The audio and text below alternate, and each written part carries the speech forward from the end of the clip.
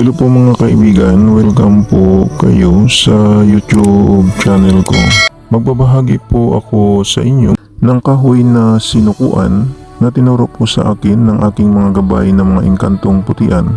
Ang kahoy na sinukuan po ay maganda na pangdepensa ito kapag ilagay po ninyo ito sa loob ng bote kasama po ang kanyang sekretong orasyon para lalong gumana ang kahoy na ito. Ang kahoy na ito ay may kapangyarihang bertudis na pampasuko sa kapangyarihan ng mga kulam, barang palipad hangin, sa paktol, sa masamang inkanto, sa masamang elemento, sa masamang espiritu, sa usog, sa kapangyarihan ng mga aswang, at pampasuko din ito sa mga taong may masamang tangka. Ang kahoy na ito ay protection din laban sa mga magnanakaw na hindi makapasok sa loob ng bahay po ninyo kapag ang kahoy na ito ay nilagay po ninyo sa loob ng bote kasama po ang kanyang sekretong orasyon na binalot po ninyo sa pulang tela ang kanyang orasyon at nilagay sa loob ng bote kasama po ang kahoy ng sinukuan at ilagay po ninyo sa pulang pouch at isabit sa haligi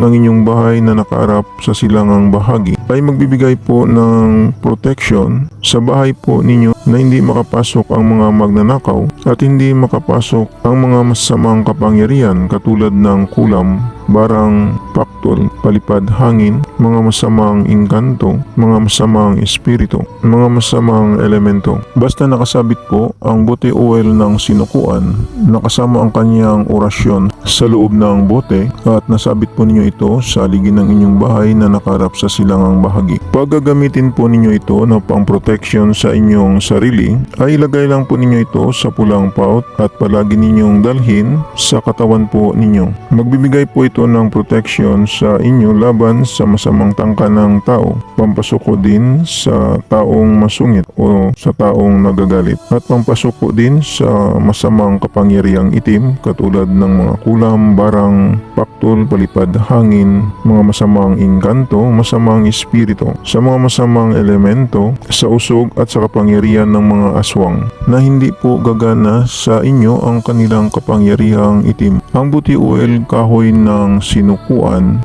ay maganda din ito na gamitin na panggamot sa sakit na gawa sa kapangyarihang itim. Ang gawin lang po ninyo ay ipahid po ang kanyang langis sa sakit na inyong nararamdaman. Kapag may kahoy po kayo ng sinukuan na tinuro po sa inyo ng inyong gabay na mga engkanto, ito po ang orasyon na ibabahagi ko po sa inyo na isusulat po ninyo sa bond paper at balutin po ninyo ng pulang tela at ilagay sa loob ng bote kasama ang kanyang kahoy ng sinukuan. Ito po, Ama na makapangyarihan sa lahat, Jesus Cristo, Madre Dreno, et Roro et Manu Manunit, Santong Sinukuan, Jesus Cruz, Jesus Cruz, Jesus Cruz Imbukabet, Egusum Perfectum. Amen. Yan po ang orasyon ng kahoy ng sinukuan kapag tinuruan po kayo ng inyong mga gabay na mga engkantong putian. Tingnan po ninyo ang buti oil ng kahoy na sinukuan kasama po ang kanyang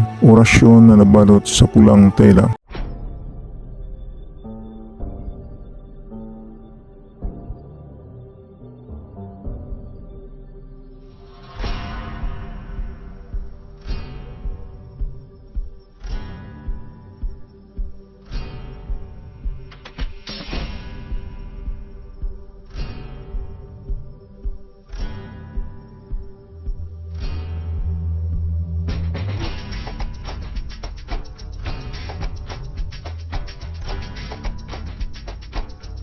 Yan po ang buti oil ng kahoy na sinukuan, nakasama po ang kanyang orasyon na nabalot sa pulang tela at ito naman po ang kanyang kahoy.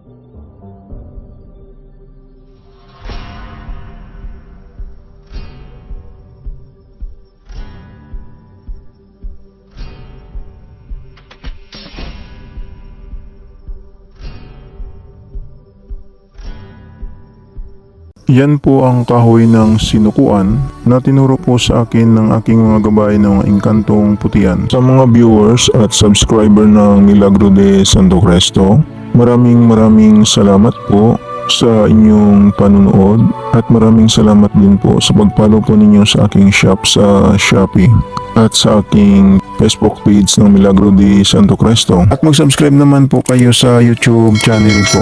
Panoorin na lang po ninyo ang second channel ko sa YouTube sa Milagro de Santo Cristo 2. Baka may magustuhan po kayo na mga lamang gamot na magagamit po ninyo. Paalala lang po, ang mga maywagang dasal at orasyon na binabahagi ko sa inyo ay gagamitin lang po ninyo sa kabutihan. Gumagana na. Ito hindi na kailangan ng 49 days na dasal. Ang kailangan lang magdasal kayo sa Panginoong Hesus sa gabi bago matulog. At pagkagising ninyo sa umaga magdasal din kayo. Mananalig lang sa Panginoong Hesus para lalong lalakas ang mga pagsambit sa mga mahiwagang orasyon na gagamitin po ninyo. Yan lang po, maraming salamat at God bless sa inyong lahat.